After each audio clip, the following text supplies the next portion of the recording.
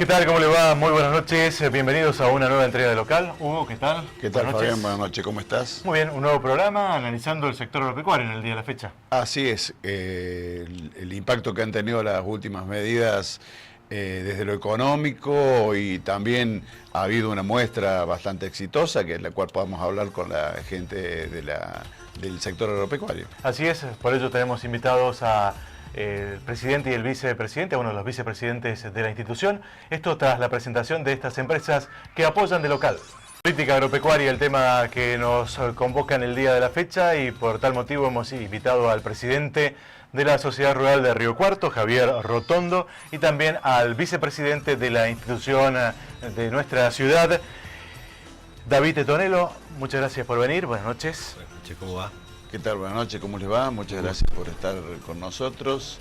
Y podríamos comenzar haciendo un balance de la muestra de la 84 exposición rural en Río Cuarto, que ha sido todo un éxito. Mejor fin de semana no se puede haber pedido, ¿no?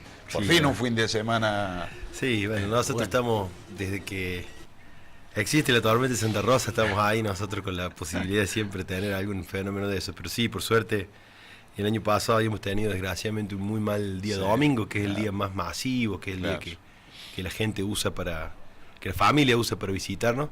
Este año, gracias a Dios, salió muy bien.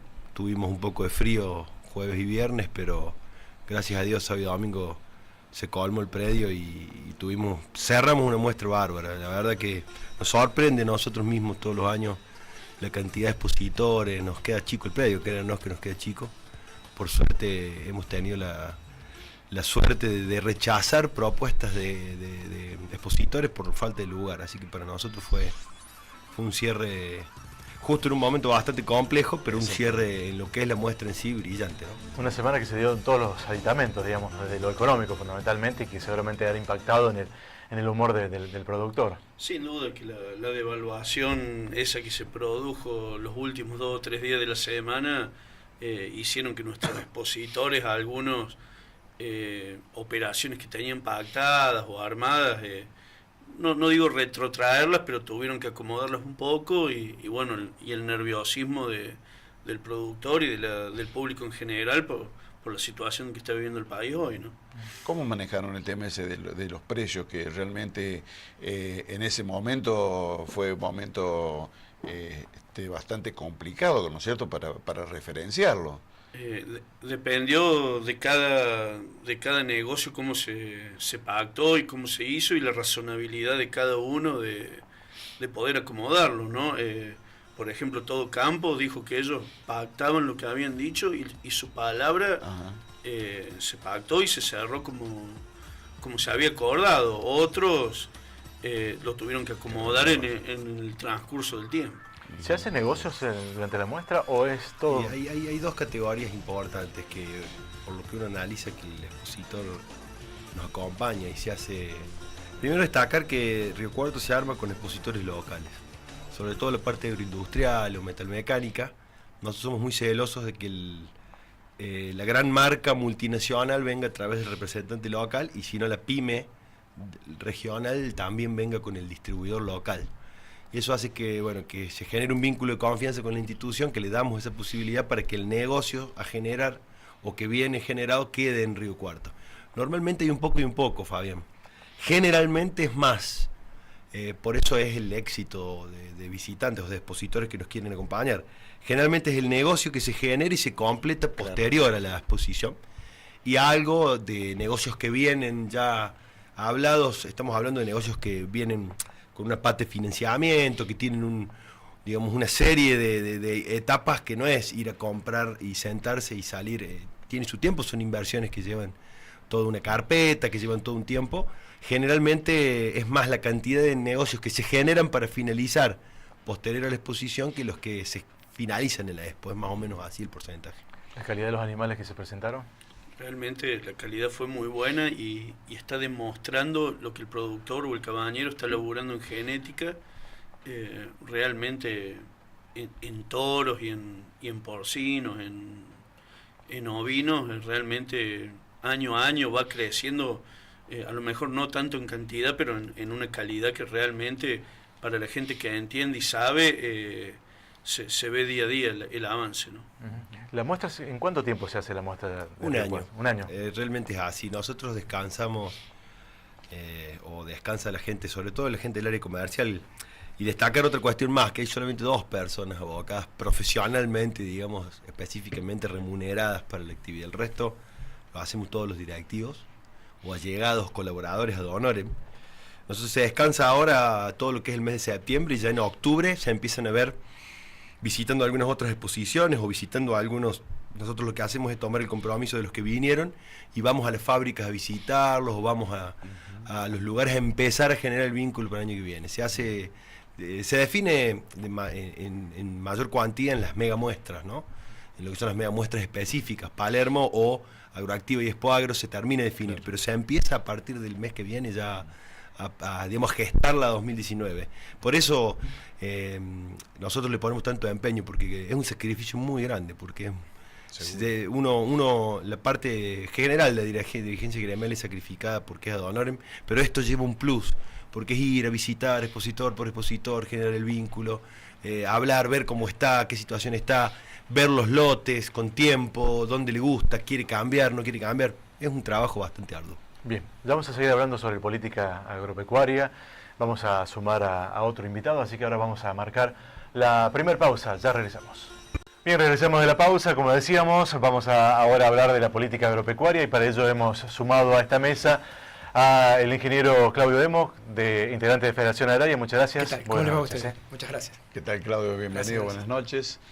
Y bueno, desde la perspectiva de Federación Agraria, ¿cómo observan las últimas medidas económicas llevadas a cabo desde el gobierno, implementadas? Y hay dos, digamos, como nosotros la política que más nos golpeó, más nos duele, es esta el cierre prácticamente de la Secretaría de Agricultura Familiar, ¿no? El despido de 500 personas, que eso desmantela todo lo que es el asesoramiento técnico a las economías más marginales de Argentina, pequeño productor, indígena, campesino, que eso es un desastre. Yo, digamos, imagino que al breve plazo después de esto se recuperará la migración rural-urbana como en viejas épocas, porque era muy importante lo que había hecho esta gente en 18, 24 años de trabajo. Esto fue creado en la época de Menem como para atenuar los efectos negativos de la implementación del modelo en aquella época. Se expandió, trabajó bastante bien.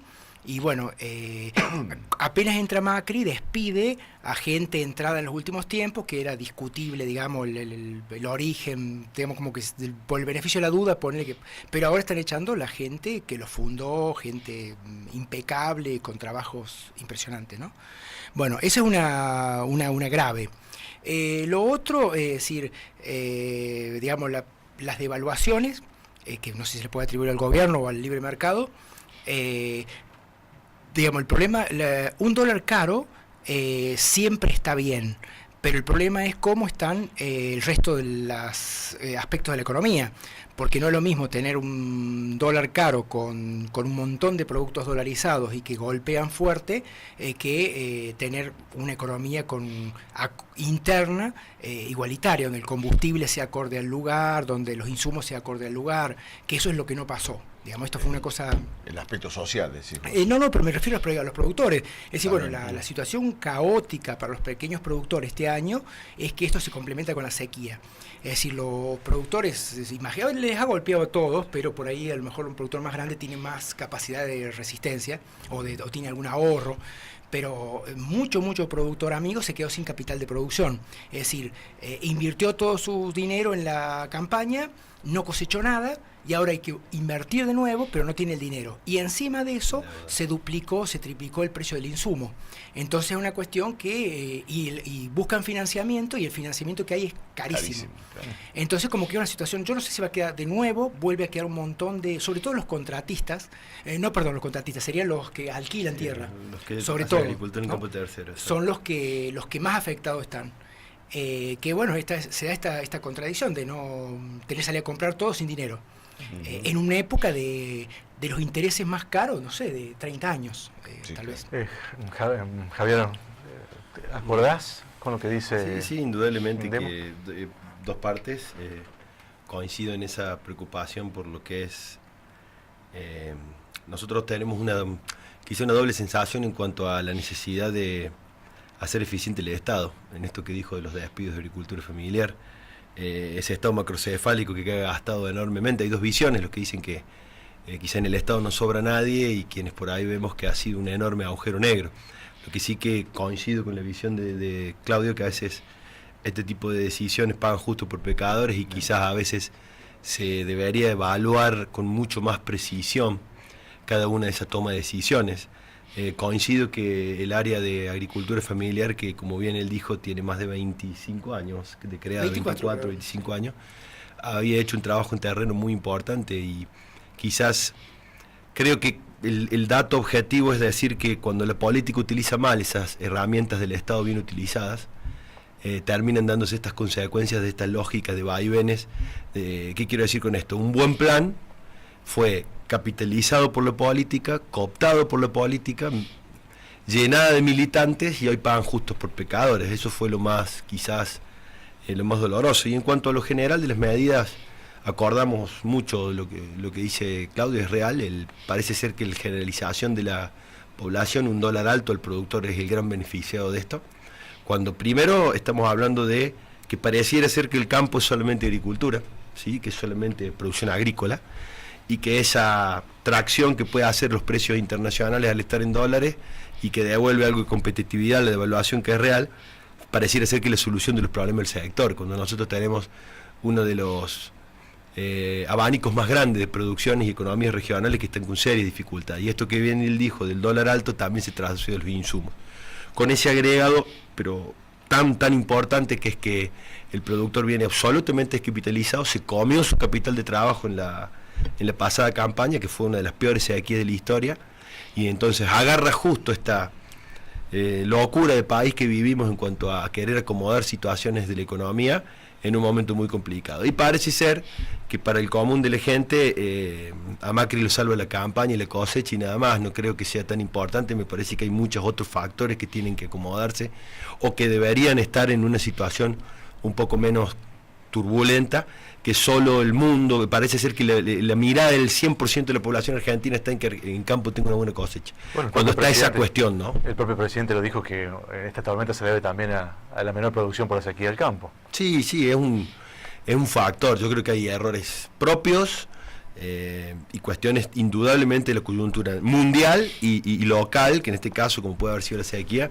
que han afectado, no hay duda. Pero vuelvo a decirte, el campo tiene las mismas dificultades que el común de la población. Quizás sí aquel productor que tiene campo propio y una estructura un poco mayor como para soportar y ver cómo sigue, o haber tenido una capacidad de ahorro como para enfrentar esta campaña, lo va a agarrar en una situación un poco mejor. Y aquel sujeto, como él bien dijo, que es el prestador de servicios, o aquel que hace la agricultura, que tiene el 100% de su capital de trabajo, maquinaria y demás, con créditos o con las tasas actuales, en donde los valores de su maquinaria agrícola están en dólares y se han acomodado las cuotas en dólares, la tiene pero muy complicada. Entonces, en la situación global es compleja, sumado, bueno, a la aplicación de esta vieja receta que nosotros vamos a seguir repudiando, como son las retenciones, ¿no? Otra vez una medida fiscalista, si bien entendemos el caos, o la situación compleja a nivel fiscal en el país, la necesidad del país de racionalizar sus cuentas, otra vez se vuelve una medida regresiva, confiscatoria, poco federal, poco distributiva, y en un complejo escenario como el que mencionamos anteriormente, es lo que hace un combo bastante complejo, ¿no? Esto fue el tema de la devaluación o del impacto y las retenciones que se implementaron. ¿Ustedes creen de que no fue planificado con los sectores previamente, había conocimiento previo, no lo esperaban ustedes? Mirá, comentarios hacía ya 1 o 2 meses que había. La verdad que no se esperaba, más las palabras del presidente habían sido que las retenciones al productor no se iban a realizar. nos llamó la atención, pero bueno, también hay que entender la situación del país, hay que entender lo que está pasando y bueno, me parece que se podría haber consultado algo más, que se podría haber hablado algo más, ¿no? Hoy estaba muy complicado el cerdo, el pollo, estaban realmente complicados. Esto a lo mejor le da un poco de aire, pero también convengamos que la situación del pollo, del cerdo o de los feedlot también es porque no hay maíz. No hubo cosecha, entonces no hay maíz. O sea, el precio, por más que le pongan retención y bajen el mercado interno, sí no hay. Sin duda que el que tenga un camión de maíz lo va a defender y el que lo necesite lo va a tener que pagar. El impacto para ustedes, la Federación Agraria, de aplicar este tipo de retenciones al dólar o de acuerdo a cada dólar de grano que sale, ¿es como un artilugio del gobierno para definir, no llamarle retenciones directamente al productor agropecuario? A ver, no sé si entendí bien la pregunta, pero en general nosotros los productores de Federación Agraria en general somos mucho más productor de productos para el consumo interno, entonces siempre como que nos perjudica menos las retenciones o perjudica algún sector. Es más, en muchos casos los criadores de cerdo, de tambos, por ahí hasta los beneficia, pero es como dice acá el colega, este año el problema es que no hay maíz, o sea que por más que le pongan la retención que quieran, el maíz se va a vender al precio de la necesidad y la desesperación que haya por comprarlo, ¿no? El caso de la ganadería, ¿cómo impacta la devaluación? Tenemos un dólar alto, David. El caso de la ganadería, puntualmente hoy, yo creo que todavía falta que se acomoden algunas variables, que los frigoríficos exporten a este nuevo dólar, pero puntualmente veníamos del 2005 con un precio histórico de $2 el novillo en pie. Hoy está a $1.10. Está bien, tenemos que hablar en peso y yo entiendo que hay que hablar en peso, pero los insumos los tenemos dolarizados. Entonces eso hace que realmente en la ganadería repercuta muy mucho. Más allá que esta retención al maíz hace que el maíz baje un poquito y sea el feedlot pase a ser un poquito más eficiente, en precios todavía le falta crecer, ¿no? Si hay algo, perdón, quiero agregar algo, y hay algo que jamás, si vos te pones a ver y preguntás en las amas de casa, si hay algo que no copió la inflación que hemos tenido en los últimos 3-4 años, el precio de la carne. Sí, Ha claro. estado muy por detrás y sin embargo es un bien que socialmente tiene un impacto. Ayer leía de la preocupación de la suba de la carne en la góndola, cuando hoy, si vos te pones a ver históricamente el precio que el productor percibió, como dijo David, y cómo se trasladó, si te pones a ver, compara un kilo de carne con una pizza y fíjate que es más caro, ¿no? Que ha sufrido, está muy por detrás, o sea, en esta lógica de acomodarse siempre va a demorar más tiempo, pero yo coincido con la visión de que el norte de la producción de carne es, y hay otra cosa que se aclaró, hemos recuperado un montón de mercados, duplicamos la exportación de carne y el precio en la góndola no subió ni cerca del ritmo de la inflación. Eso es para desmitificar que exportando mayor cantidad de cortes afectamos el consumo interno, cuando son dos cuestiones que por crecer muchísimo, el consumo interno en la carne es importantísimo, que ha sido el sostén en los últimos tiempos, pero indudablemente que la posibilidad de generar animales más pesados, de tener mejor genética y demás, nos puede llevar a hacer exportar cortes de alto valor sin afectar el consumo interno, y está claro y demostrado.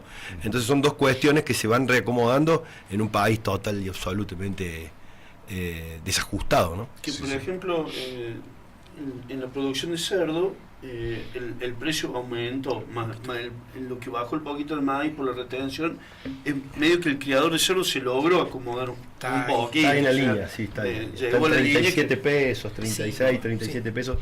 Subió casi 10 pesos en muy poco tiempo. Claro, bueno, pero la carne del cerdo tiene un ejemplo de lo que es. El cerdo, bueno, estaba absolutamente tirado, pero antes de este aumento, la mitad del costo del cerdo era el cerdo y la otra mitad era servicio de faena, traslado, impuestos.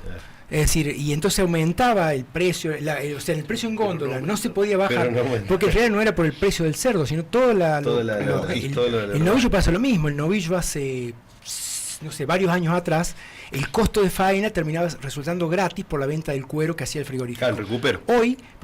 Hoy es un costo alto, es decir, cerca de 1.000 pesos, Sí, debe estar más de 1.000 pesos faenar un de 1.000 novillo, más de 1.000 pesos faenar faenar un novillo, cuando antes era supuestamente algo gratis pero lo pagaba el cuero, y eso se traslada siempre a la góndola, a las personas, ¿no? No, pero yo quería agregar una cosa que me parece que es relevante, que para mí sería lo más crítico de todas las políticas que venimos padeciendo hasta ahora, que es la ley de semilla. En este momento se está discutiendo en el Congreso la ley de semilla, y bueno, no sé qué va a salir de eso, pero hay proyectos que transferirían entre 600 y 800 millones de dólares que hoy lo percibe el sector productivo, pasaría al sector tecnológico.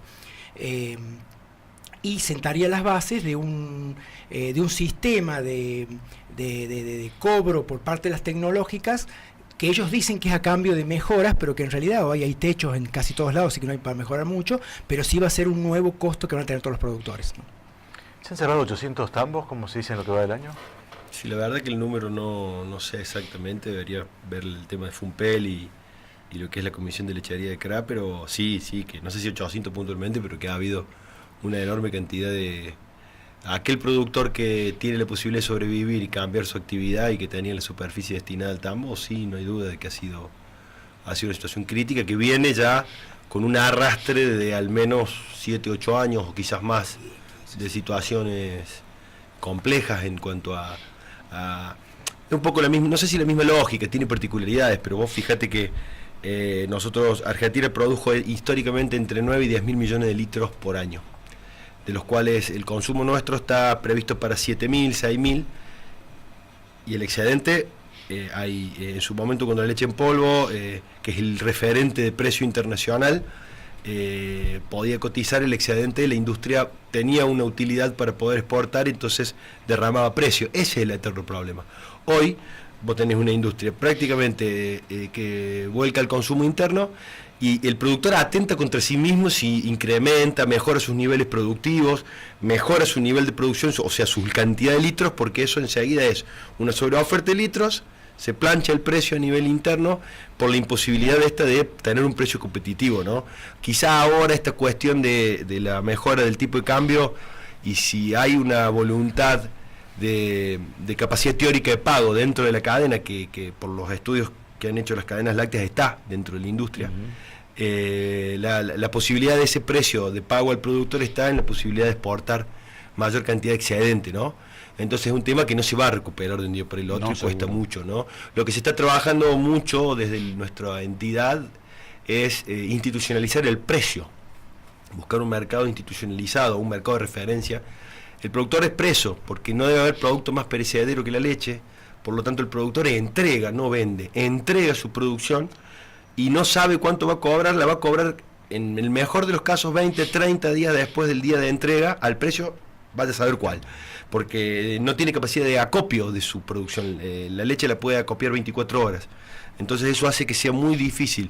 La posibilidad de tener una institucionalización, un precio referencial, que no caiga solo al árbitro de una industria, sino tener un precio referencial y una cámara arbitral en cuanto a, porque la leche se paga por células, por cantidad de una formadora de colonia, lo que es bacteria y demás, tiene un cierto grado de estándares.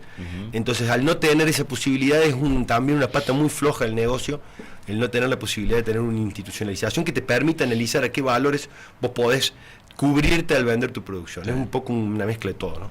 Ya seguimos hablando. Ahora vamos a marcar la pausa, ya regresamos. Bien, continuamos con los dirigentes agropecuarios analizando la coyuntura, el impacto que ha tenido las últimas medidas en nuestra economía, las medidas de política. Y en base a eso, Javier, quería preguntarte qué expectativa tiene el sector en cuanto al futuro próximo con estas medidas. Sí, más que expectativa, incertidumbres, pero yo creo que hay un poco en nuestras muestras quedó evidenciada. Yo hago siempre una reflexión bastante profunda de eso, de las dos Argentinas, ¿no?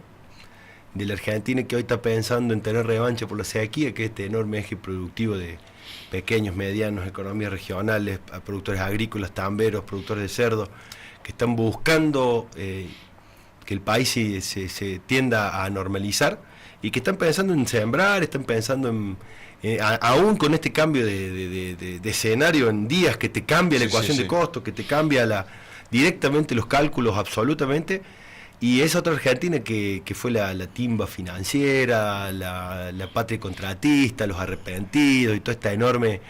nosotros yo siempre digo lo mismo, el sector agropecuario tiene muchos actores que entran y salen del sector, pero siempre pasa la zaranda de los tiempos y quedamos los productores genuinos o los que intentamos estar.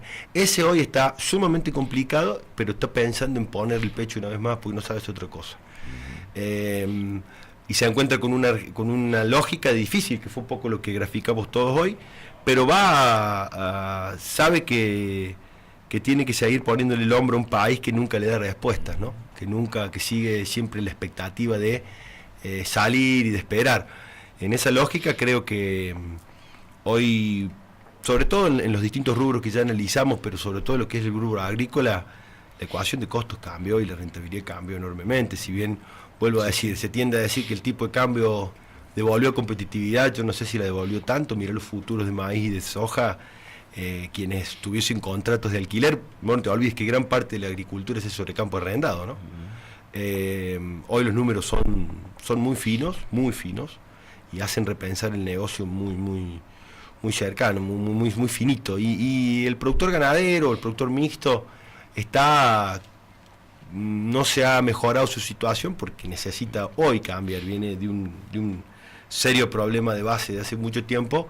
Quizás tiene la expectativa, como se explicaba acá, que esta teoría de la manta corta, que retenciones a un sector y quizás le cambie un poco la expectativa al menos, pero en el combo general seguimos apostando, seguimos buscando la vuelta y no encontramos las respuestas que me parece que deben darse, y más desde la lógica de pensar en ese país del interior que piensa eso, ¿no? Y la otra gran corporación de burócratas que están en las capitales que piensan otra cosa, ¿no? En el caso de los pequeños productores hay poca expectativa de que haya una política favorable para el sector. Sí, no está sencillo. No hay un panorama muy alentador. Aparte porque uno ve que los procesos de concentración siguen siendo intactos, es decir, durante el kirchnerismo nunca se paró la concentración y ahora se acelera tal vez, porque uno ve que hay menos... durante la época del kirchnerismo estábamos desprotegidos y ahora estamos peor. O sea que las perspectivas no son buenas para los productores. Mucho hijo de productor chacarero que había sido hace 30 años atrás propietario de tierra, estos en este modelo están insertos como contratistas, es decir, perdieron los campos en los 90 y sus hijos se reconvirtieron a contratistas. Y también para ellos la cuestión es bastante ajustada. Y que no nos toque otra sequía, porque entonces, es decir, lloviendo, los gobiernos de una manera u otra se capean, pero con sequía no hay forma, digamos, ¿no? O sea, 100% de acuerdo con ese concepto. Hay una gran verdad, es que nos vamos a endeudar en dólares, en cifras siderales. Los contratistas están endeudados en dólares, en cifras siderales. Si la cosecha viene y llueve, la bola sigue. Vamos, el tema es si hay una sequía de nuevo. Se puede volver a la época de los 90 cuando había remate de campos. Ojalá que no. ¿Qué política demandarían ustedes al gobierno en este momento que haría falta para el sector, para recuperación, independientemente de las condiciones climáticas, que eso uno no lo maneja, pero cuáles serían las políticas adecuadas? ¿Se sienten un poco decepcionados por este gobierno? Yo creo que primero reglas claras, que no estemos a los volantazos. Esa es la primera. Y no hay línea de crédito para los productores, no hay nada. Hoy no hay nada, hoy un descubierto está el 60%, un sola firma el 50%, una venta de cheque, es algo sideral, es imposible. Y después infraestructura en nuestros campos, no puede ser que lluevan 10 milímetros, no podemos salir, no puede entrar la cosecha, queremos hacer un feedlot o alguna producción de cerdo que necesita entrar un camión con alimento, y que porque llueven 10 milímetros no pueden salir, realmente es crítico. El tema de la luz en nuestra provincia, obra de infraestructura de luz, no se ha hecho nada. Yo creo que hace 20 años que no... Se desarmó, se cayó la que había en el rural. Sí es. Y sumado al análisis puntual también, aclarar que el sector está inmerso en la realidad social y económica del país. Entonces, quizás además de demandar cuestiones sectoriales que son lógicas, porque somos dirigentes sectoriales, nosotros tenemos necesidad de que Argentina deje de sufrir ciclos tan binarios, tan ambiguos, tan voraces. Acá hay un flagelo que nos afecta a todos. El gobierno, me parece que más que lo sectorial, que es importante, el gobierno tiene que parar la inflación, tiene que racionalizar el país, tiene que pensar que hay 30% de pobres. Y parece ser a veces decir, pero ustedes son demagógicos porque siempre se rascaron para adentro y ahora les preocupa. No, es que hay una evolución, creo, en todos nosotros, en toda la dirigencia que fue ese 2008, que nos dejó muchas más enseñanzas para nosotros que para el resto.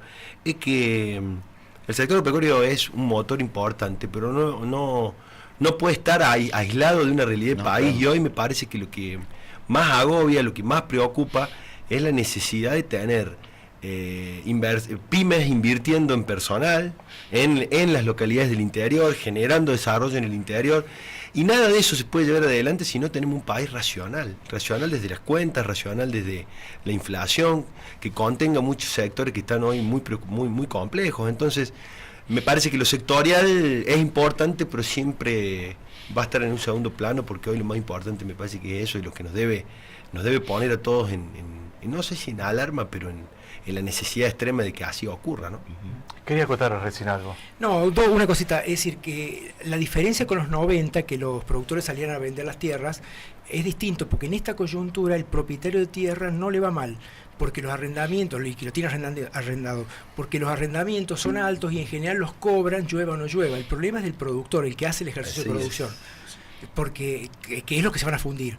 Los dueños de tierra tal vez bajen los alquileres levemente, pero tienen asegurado el cobro por un par de años. O una buena refinanciación de la deuda. Con un capital, sí. Con un capital muy grande. Exacto. ¿No? Sí. En cambio, el que es productor sin tierra o con poca tierra es el que me parece que se va. Entonces lo que se va, para mí los remates grandísimos van a ser de cosechadoras, de tractores, ¿no? Así es. Que aparte hoy están, uno sale para acá viajando para el lado de Santa Fe y en todos los pueblos hay cantidades de máquinas en venta que no se las pueden vender a nadie, digamos, porque hay un retroceso y bueno, y aparte un envejecimiento precoz de toda la maquinaria, ¿no? ¿Cómo va a ser? Sí. Bueno, quería preguntarles por qué suponen que lo llevó al gobierno a tomar la medida de las retenciones estas ahora en montos fijos. Yo creo que una economía fuera de control.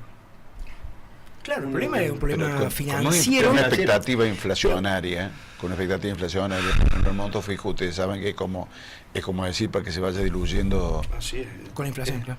Es recaudar rápido y después tratar de que eso se diluya, pero señales. Bueno, son los manotazos de ahogado sí. que creo que tienen que falta la conversación con todos los sectores, que todos los sectores participen de las soluciones. De esta forma, que un iluminado nos lleve a buen puerto es realmente muy difícil. Es que la parte de la realidad es completamente distinta. Las retenciones del gobierno anterior fueron atrasadas, retardadas, pero con un dólar que iba subiendo de 350, 400, 500 dólares. Esto soja de 600 dólares. Perdón, me equivoqué, de soja. De 400, me equivoqué la palabra. Sí. Soja de pico de 600 cuando fue el conflicto. Pero por 550, 500 era normal. Pero ahora estamos...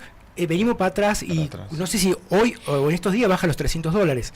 Es decir, que es una soja mucho más parecida a la época de la Rúa que a la época del esplendor del kirchnerismo. De la lucha entonces, entre Trump una retención sobre eso está al borde de inviabilizar la agricultura en cualquier momento, ¿no? Así es. ¿Y cómo va a ser el productor para encarar la campaña ahora, la de siembra? Si no hay alternativa de financiamiento. Ya digamos. te digo, aquel que lo tiene que hacer por una cuestión de que no puede parar, sumamente complejo, pero encarará, se restringirá, verá el número y encarará la situación crediticia actual, la cual es absolutamente,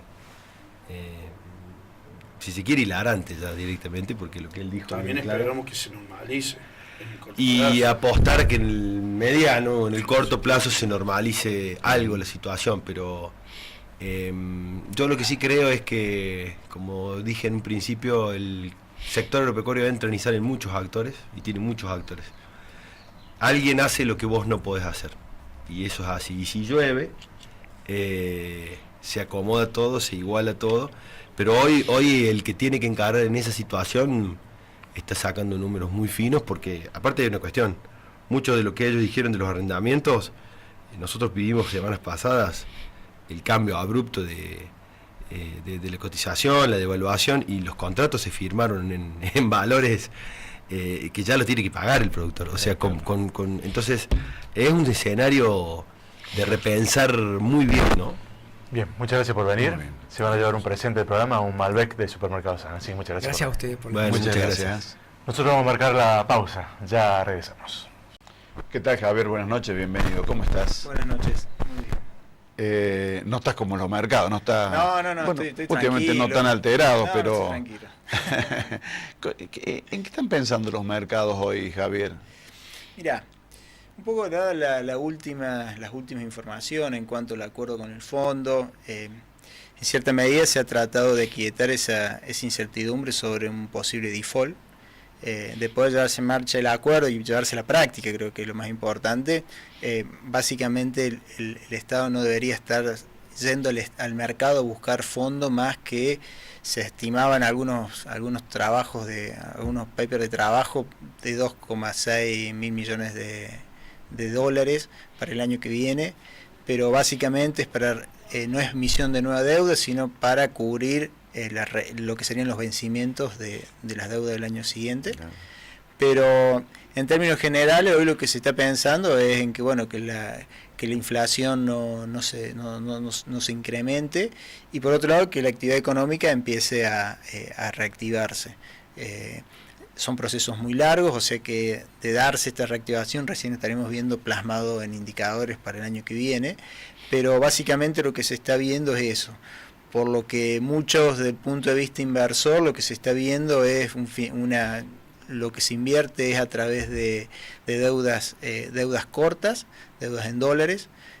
Hoy las tasas son interesantes para el inversor, y tenemos bonos que rinden por arriba del 11% en dólares, lo que da cierto colchón en cuanto a movimientos del riesgo país y no finalizar el año con rendimientos negativos en estos activos. Y lo mismo que existen letras del Tesoro que en dólares se están hablando de un 7% como piso de tasa, lo que darían unas señales interesantes a la hora de ahorrar en estos instrumentos. De todas maneras, la devaluación ha sido fuerte, en lo que va del año ya es cercana al 100%, por lo tanto existen márgenes a que pueda tener una fluctuación y no posicionarse en un tipo de cambio específico, sino en verlo como una forma de mediano plazo. Es difícil cambiar la cultura nuestra, digamos, muy pensante en términos de la divisa, ¿no es cierto?, de dólares. Todas estas medidas tienden a tratar de paliar los efectos en la cartera, que siempre tiene predominantemente el dólar, pero no sé si alcanza. Sí, en términos generales lo que ha ocurrido es que no ha habido ofertas de dólares, ya sea por un sector primario que no generó dólares por una mala cosecha, y por otro lado por una alta demanda, dado que se importan mucho. Con estos movimientos de tipo de cambio, si uno lo ve fríamente como una cuestión estadística, se esperaría de que el rojo que teníamos con Brasil en los próximos meses desaparezca, y lo que sí estamos viendo es que ya los países limítrofes nos están viendo baratos en relación a sus cotizaciones. Por lo tanto, lo que es cuenta corriente, esto estaría frenando un poco la demanda de dólares.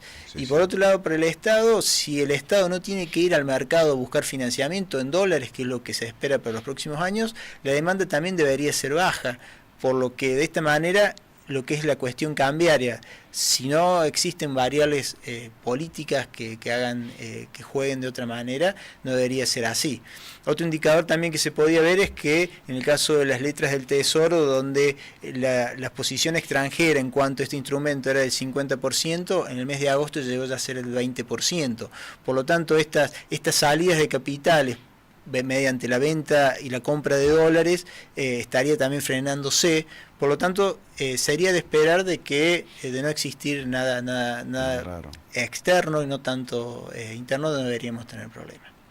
Otro elemento también que se está empezando a ver es que esta semana, o mejor dicho, la primera semana de septiembre fue después de 2 meses, fue una semana en la cual los índices accionarios finalizaron con un rendimiento semanal positivo y han quedado realmente activos en renta variable que para aquellos que tengan quizás horizontes más largos de inversión y que puedan también analizar un poquito más las opciones, ya se empiezan a ver algunas opciones en cuanto a este tipo de instrumentos para empezar ya a invertir y posicionarse. Obviamente son activos de mucho más riesgo, pero dada la situación ya se empieza a ver en el mercado que el volumen está incrementándose y eso es una señal importante, ya que se ve institucionales entonces que están empezando a comprar este tipo de activos y se empiezan a ver ya algunos rendimientos positivos. Claro, todos estos mercados financieros se mueven en base a la confianza, ¿no es cierto?